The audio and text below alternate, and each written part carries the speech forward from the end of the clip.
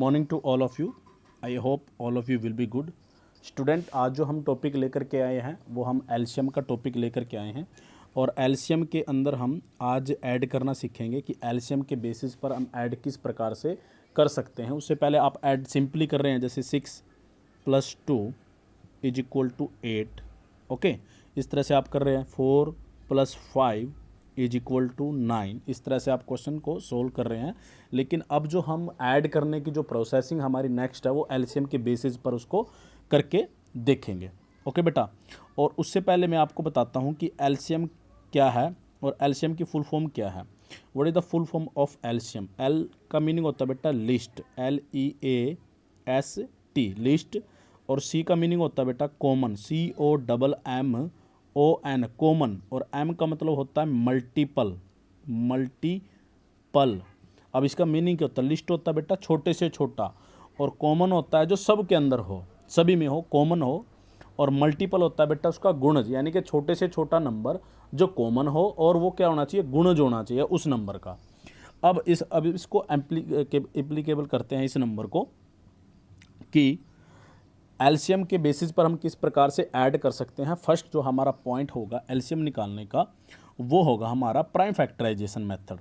अब prime factorisation method क्या होता है? प्राइम फैक्टराइजेशन में जैसे कि 2 और 4 है, हमें 2 और 4 का एलसीएम चाहिए, तो हमें 2 और 4 का एलसीएम प्राइम फैक्टराइजेशन मेथड से इस प्रकार करते हैं कि उसको डिविजिबिलिटी रूल के अकॉर्डिंग देखते हैं। जैसे कि आपने लास्ट टाइम मेरी वीडियोस जो आई हैं क्लासेस के अंदर हमने देखा, ऑनलाइन क्लासेस के अंदर भी देखा, और ऑफलाइन जब से हमारे स्कूल उस टाइम जब लगे थे उस टाइम हमने क्लासेस में भी किया। लेकिन अब दोबारा से ऑनलाइन क्लासेज हैं और ऑनलाइन दोबारा से क्लासेज में आप देखेंगे कि प्राइम फैक्टराइजेशन मेथड से हमने किस प्रकार से इसको सोल्व किया था।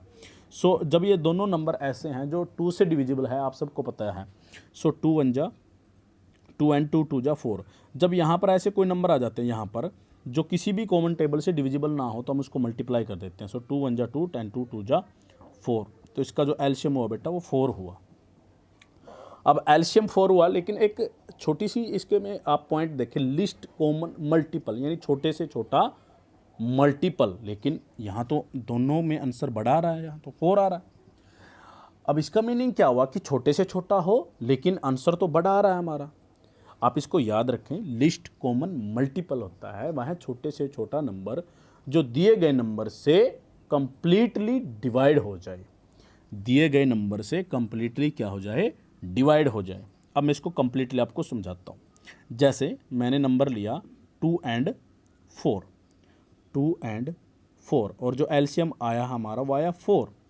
अब पॉइंट को समझना बड़े अच्छे से, क्या कि 2 और जो 4 है उसका जो एलसीएम 4 है, लेकिन जो पॉइंट जो डेफिनेशन कहता है कि छोटे से छोटा नंबर जो दिए गए नंबर से कंप्लीटली डिवाइड हो जाए। छोटे से छोटा नंबर 4 एक ऐसा नंबर है जो छोटे से छोटा है जो इन दोनों से कंप्लीटली क्या हो जाता है? डिवाइड हो जाता है।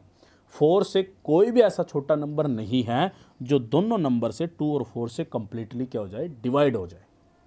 2 और 4 से कंप्लीटली क्या हो जाए? डिवाइड हो जाए। 4 एक ऐसा नंबर है, मैं दोबारा से रिपीट कर देता हूँ, जो 2 और 4 से कंप्लीटली क्या हो जाता है? डिवाइड हो जाता है। इससे छोटा कोई भी नंबर ऐसा नहीं है जो कंप्लीटली इन दोनों नंबर से डिवाइड हो जाए। इसलिए ये ऐसा आपको दिखाई देता है कि आंसर बड़ा है लेकिन डेफिनेशन तो छोटा कह रही है। अब आपको समझ आया होगा कि 4 से कोई भी ऐसा छोटा नंबर नहीं है जो 2 और 4 से कंप्लीटली डिवाइड हो जाए। 3 2 1 कोई भी लगा लो। लेकिन इससे बड़े नंबर हैं 6, जैसे 8 है, 8 2 से भी डिविजिबल है कंप्लीटली और 4 से भी है। तो 8 तो क्या है? बड़ा है ना इससे नंबर। इससे बड़े नंबर काफ़ी हैं, बहुत सारे हैं जो 2 और 4 से कंप्लीटली डिवाइड हो जाएंगे। लेकिन 4 से छोटा नंबर कोई भी नहीं है जो 2 और 4 से क्या हो जाए? डिवाइड हो जाए। Is it clear students? अब हम एक और थोड़ा सा एग्जांपल लेते हैं, जैसे 6 एंड 12, 6 एंड 12। अब 6 और 12 मैंने नंबर लिया। अब ध्यान से देखिए, 6 और 12 का जो एलसीएम होगा वो कैसे होगा। जैसे 6 और 12 आप सबको पता है, डिविजिबिलिटी रूल्स के अंदर देखा है कि दोनों 2 से डिविजिबल हैं। सो 2 3 जा 6 एंड 2 6 जा 12। अब 3 और 6 किसके टेबल में आता है? आप सबको पता है 3 की टेबल में आता है। You know very well. किसकी टेबल में आता है बेटा? 3 की टेबल में। सो 3 1 जा 3 एंड 3 2 जा 6। अब 1 और 2 तो टेबल में आते ही नहीं है, तो इसको आप यहीं तक इसको मल्टीप्लाई कर देंगे। सो 2 3 जा 6 एंड 6 2 जा 12। सो एलसीएम क्या हुआ बेटा इसका 12। तो हम कह सकते हैं कि 6 और जो 12 का जो एलसीएम आया वो हमारे पास 12 आया। अब वही बात जो मैं रिपीट कर रहा हूँ आपको पहले वाली कि 6 और जो 12 का जो एलसीएम है वो 12 है, लेकिन 12 से छोटा ऐसा कोई भी नंबर नहीं है जो 6 और 12 से क्या हो जाए एल कंप्लीटली डिवाइड हो जाए। करके देख लीजिए, है नहीं कोई ऐसा नंबर। देखो 6 एक ऐसा नंबर है जो 12 से क्या है छोटा है, लेकिन 6 से 6 डिविजिबल है, लेकिन क्या 6 12 से डिविजिबल है नहीं है। तो इसलिए हम कह सकते हैं कि आंसर तो आपको बड़ा दिखाई देगा, लेकिन उससे कोई भी छोटा नंबर ऐसा नहीं होगा जो दोनों से, तीनों से, चारों से क्या हो जाए कंप्लीटली डिवाइड हो जाए। तो अब हम स्टार्ट करते हैं हमारा पॉइंट। क्या आज हम करना सीखेंगे बेटा ऐड। क्या करना सीखेंगे प्लस। क्या करना सीखेंगे प्लस करना सीखेंगे, ऐड करना सीखेंगे। एलसीएम के बेसिस पर कुछ सम देखेंगे। जैसे आपको दिखाता हूँ मैं फर्स्ट सम, मैंने लिखा 2/3 प्लस 7/3। अब आज हम सिर्फ बेसिस पर देखेंगे कि जो डिनोमिनेटर जिसमें सेम नंबर हो उसके बेसिस पर हम कुछ सम करेंगे। अब डिनोमिनेटर क्या है बेटा, आपको यहाँ पर दिखाई दे रहा सेम है। डिनोमिनेटर क्या है सेम है। अगर डिनोमिनेटर सेम है तो हमेशा याद रखना एलसीएम क्या होगा सेम होगा। अगर यहाँ दोनों जगह 4 होता बेटा, यहाँ भी और यहाँ भी, तो एलसीएम 4 होता। यहाँ 5 होता तो एलसीएम 5 होता। यहाँ 6 होता तो एलसीएम 6 होता। यहाँ 9 होता तो एलसीएम दोनों जगह 9 होता तो एलसीएम 9 होता। तो आप इसको सिंपली बेसिस पे ऐसे याद रख सकते हैं। अगर एलसीएम सेम है तो ऊपर जो नंबर है हमारा, जो न्यूमरेटर नंबर है वो भी क्या हो जाएगा सेम हो जाएगा। सो 2 + 7, so you know very well 2 + 7 = 9 divide by 3। ये आपको दिखाई दे रहा है 2 + 7 = 9/3। सो 3 × 1 = 3 एंड 3 × 3 = 9। तो आंसर क्या आया आपका 3। आंसर क्या आया 3 आया। एक दोबारा फिर देखते हैं ऐसे एक सम को। जैसे 9/8 प्लस 7/8। अब यहाँ पर ध्यान से देखिए 7 9/8 और 7 बाई क्या लिखा मैंने 8 लिखा। अब इसका एलसीएम आप देख सकते हैं क्या आएगा, आप सबको पता है एलसीएम क्या, अगर सेम डिनोमिनेटर है तो एलसीएम क्या हो जाता है सेम हो जाता है।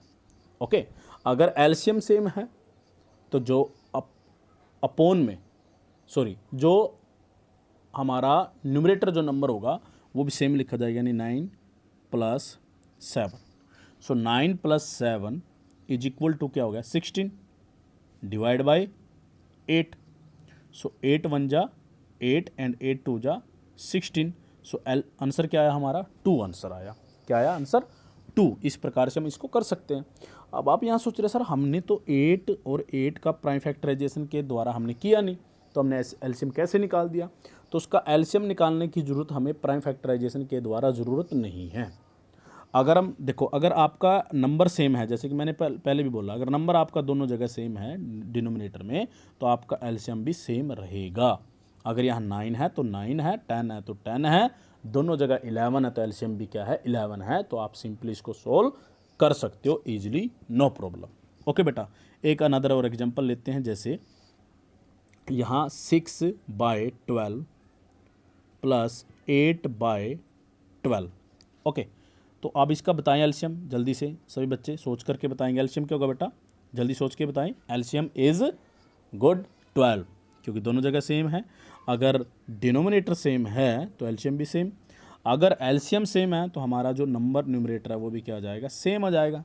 यानी कि 6 + 8 = 14 डिवाइड बाय 12, यानी अपोन में 12 है तो 12 ही रहेगा।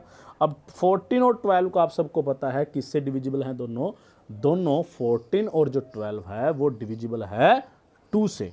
सो 2 × 7 = 14, 2 × 6 = 12। सो 7/6 is answer. 7/6 is answer. Is it clear बेटा। ओके, अब थोड़ा सा और समझाइए इसको दोबारा, फिर एक अनदर एग्जांपल लेते हैं। लाइक मैंने लिखा यहाँ 10/15 प्लस 12/15। अब आप इजीली बता सकते हैं एलसीएम क्या होगा, सभी बताएं। LCM is 15 and numerator is same 10 + 12। So 10 plus 12 you know very well 22 and divide by 15। अब 22 और जो 15 है वो किसी भी कॉमन टेबल में नहीं आते, किसी भी एक ऐसी कोई टेबल नहीं है जो दोनों को क्या कर दे, डिवाइड कर दे। तो ये क्या हो जाएगा, इसका आंसर हो जाएगा।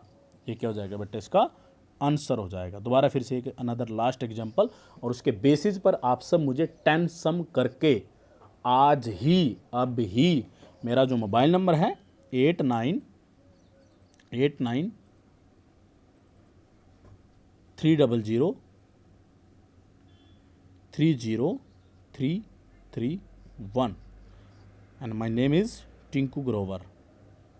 आप इस नंबर पर मुझे अभी अपना काम कंप्लीट करके जल्द से जल्द भेजोगे। Is it clear? ये दोबारा से फिर से एक अनदर एग्जांपल देखते हैं। जैसे 15/22 plus 18/22। So you know very well LCM is, जल्दी से बताइए, एलसीएम इज 22। अगर एलसीएम सेम है तो ऊपर भी क्या है, सेम रहेगा। अगर एलसीएम सेम है तो ऊपर भी सेम, यानी न्यूमरेटर भी सेम, 15 प्लस 18। और आप जल्दी से मुझे ऐड करके बताएंगे 15 प्लस 18 कितना होता है, जल्दी से बताएं। 8 plus 5 13, carry 1, 1 plus 1 plus 1 3, 33 divide by 22। Okay, ये हमने ऐड कर लिया।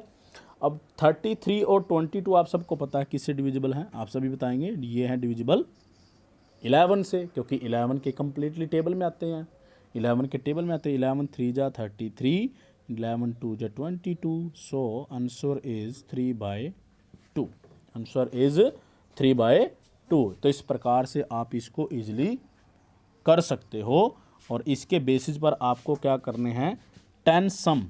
कितने सम बेटा, 10 सम आपको कंप्लीटली मुझे कर अपने कॉपी पर कर मुझे सेंड करोगे मेरे व्हाट्सएप नंबर पर। अभी थोड़ी देर पहले मैंने जो आपको व्हाट्सएप नंबर दिया है उस पर आप अभी सोल्व करके इसको भेजोगे 10 के 10 सम इसके बेसिस पर, जिसमें डिनोमिनेटर आपको सेम मिलेगा।